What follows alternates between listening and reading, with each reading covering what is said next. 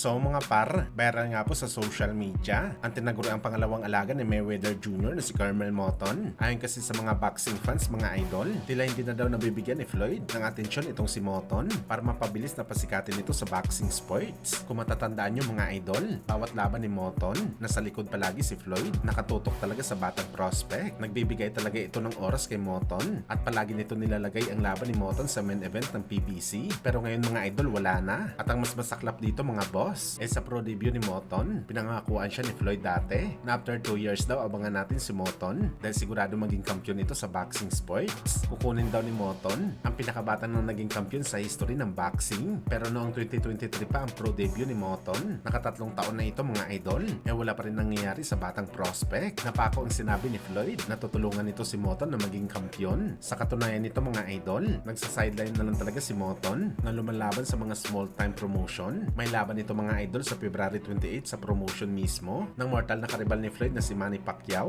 Buti pa si Boss Manny mga idol at Sean Gibbons. Binibigyan pa ng opportunity si Moton na mapalaban kahit bago pa lang ang promotion ni Pacman na nagpo-promote sa Amerika. At malamang sa napabalitang problema ni Floyd mga idol sa pera, mas lalong hindi pa nito mabigyan ng atensyon ang kanyang alaga na si Moton.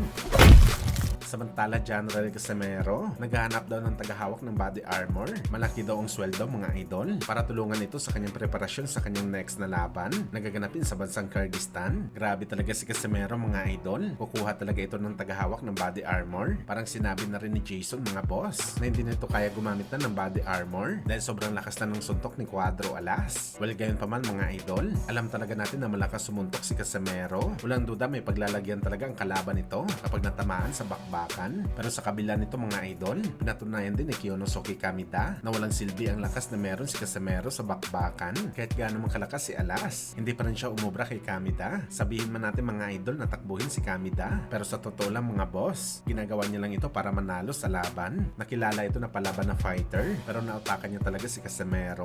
Walang importante naman kasi mga idol sa bakbakan sa boxing sports. At yun mga idol ang ginawa ni Kiyonosuke Kamida.